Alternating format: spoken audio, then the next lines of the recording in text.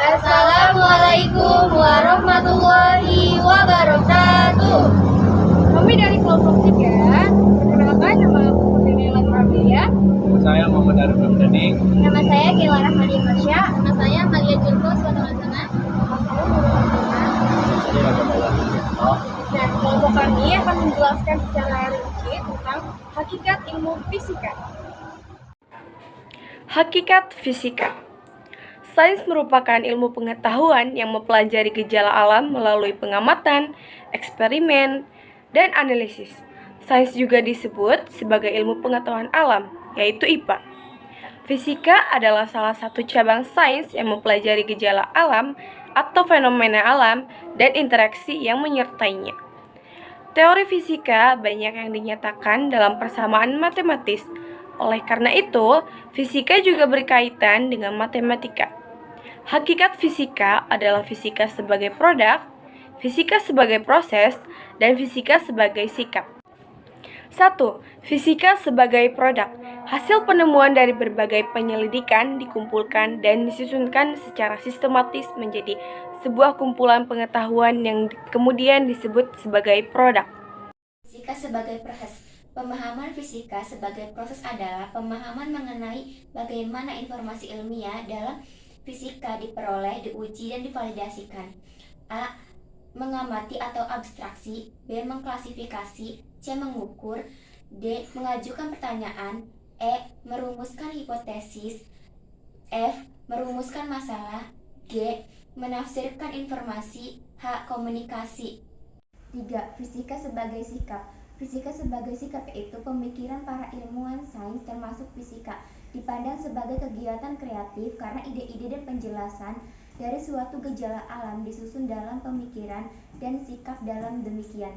Setiap langkah dalam proses harus diiringi dengan sikap ilmiah yang baik.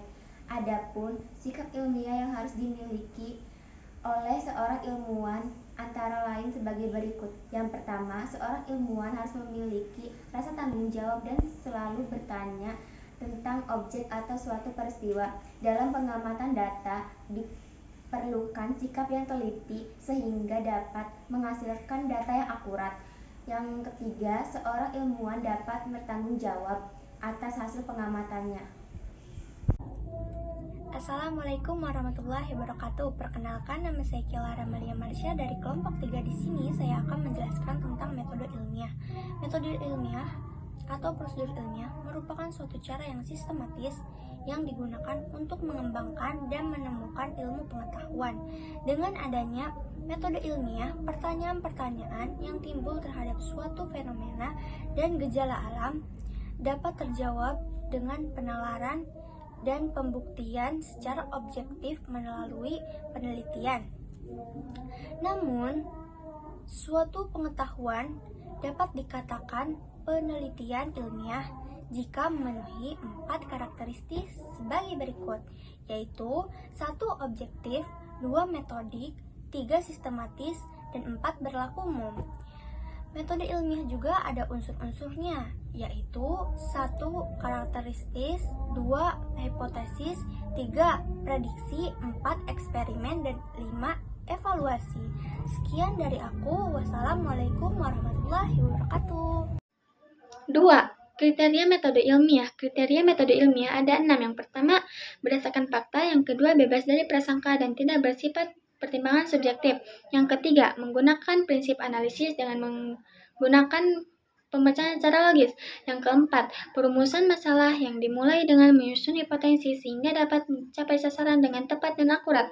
Yang kelima, menggunakan ukuran yang objektif. Dan yang keenam, menggunakan teknik kuantitatif dan kualitatif. Ketiga, karakteristik metode ilmiah. Karakteristik metode ilmiah ada 5. Yang pertama, bersifat kritis dan analisis. Kedua, bersifat logis. Ketiga, bersifat objektif.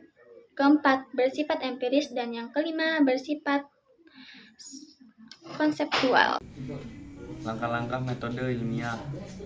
Suatu produk fisika yang dapat berupa metode dan hukum dapat diperoleh melalui metode ilmiah dengan langkah-langkah seperti berikut.